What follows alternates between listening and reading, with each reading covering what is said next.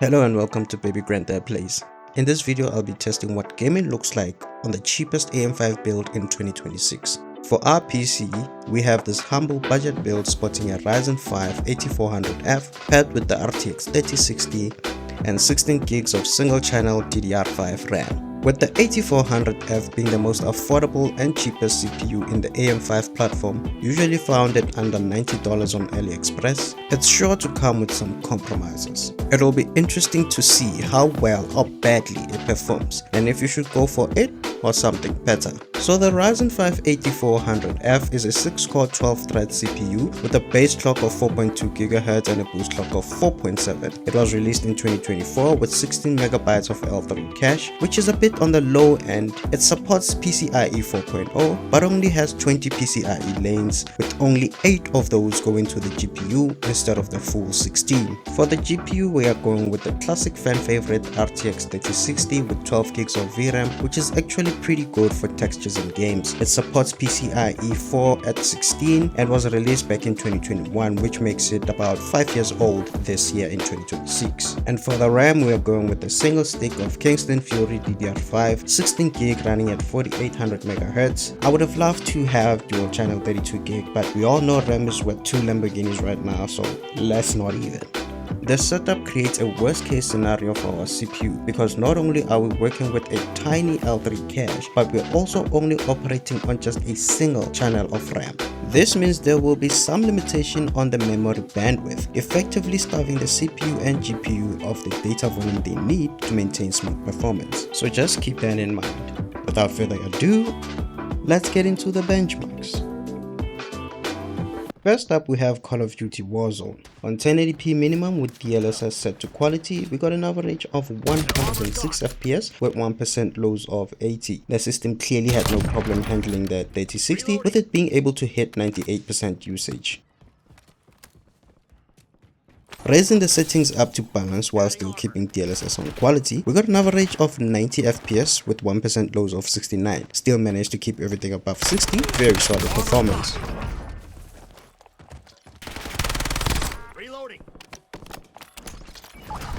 Moving on to the extreme preset with the same DLSS settings, we managed an average of 76 FPS with 1% lows dropping below 60 all the way to 53. Other than that, the gameplay still felt very smooth and performance was a solid and playable experience. Up next, we have Fortnite.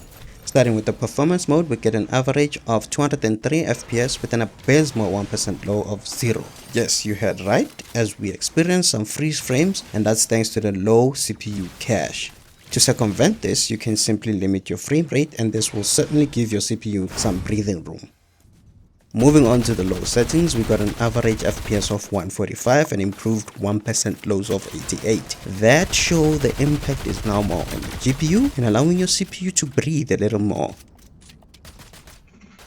Medium settings drop the averages down to 130 FPS and the 1% lows down to 79, maintaining a smooth 60 plus experience even in the 1% lows. High settings delivered an average frame rate of 77 FPS and 1% dropping below 60 all the way to 43. It is a very playable experience and I can't say I felt any slowdowns or that it caused any hindrance in my playthrough. And at epic settings, indeed the game looked incredible, but with an average of 51 FPS and 1% lows of 31, there are certainly people who absolutely can't play like this. I personally didn't mind it, although I play on medium most of the time. Moving on to our third game on the roster, Marvel's Spider-Man 2. On very low settings, we got an average of 80 FPS and 1% lows of 45. Spider-Man is definitely one of those cases where dual channel RAM and a higher L3 cache would have made a significant difference in performance because our GPU was not being fully utilized. Low settings certainly continue the trend as we see the GPU utilization of less than 90%, and with that we got an average of 75 FPS and 1% lows of 50.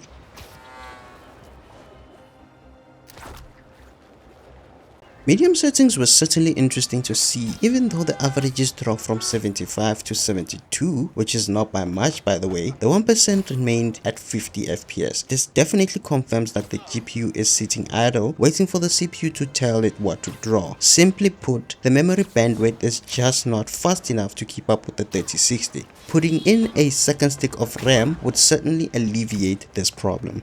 High settings gave us a 64 FPS average and 1% lows of 42. You could lock it to 60 and have a nicely playable experience. You will see some dips though when swinging, as the game tries to load in new geometry fast. And very high settings drop the averages to 55 FPS with 1% lows of 32. That's where it starts feeling inconsistent. Not unplayable, but definitely noticeable. Up next we have Black Myth Wukong.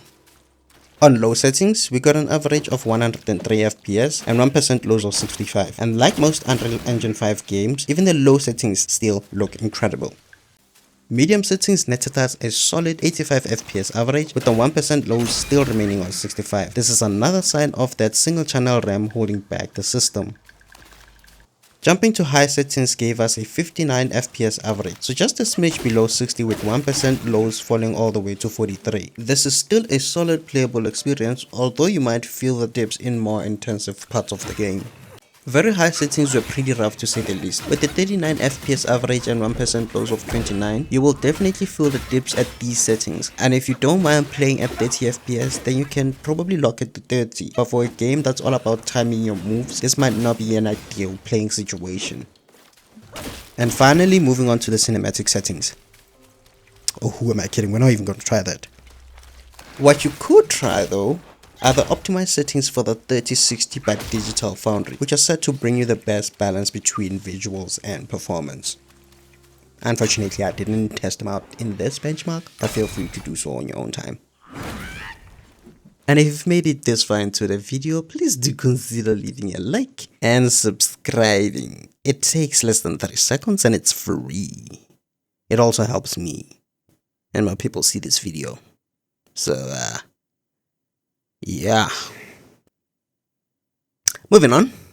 Our next game is Red Dead Redemption 2. Since Red Dead does not have your traditional preset options, I played with the preset slider and picked 3 points which I call lowest, medium, and highest.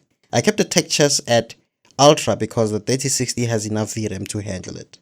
Starting with the lowest, we got an average of 108 FPS and 1% lows of 79. The performance was solid and smooth throughout.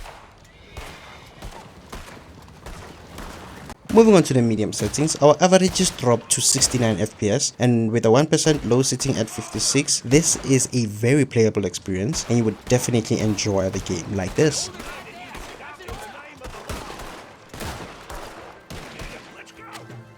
Looking at the highest settings, our averages dropped to 62 FPS. That's only a 7 FPS drop, but our 1% hold a different story, as they dropped all the way to 29. Once again, the cache and single stick of RAM here are to blame for this performance. Then again, these results are from the Saint Denis area of the game, where the CPU has more work rendering multitudes of NPCs at a time. Out of the city, you should see an improved result and maybe consider adding DLSS on quality or balanced, as these tests were done on native quality.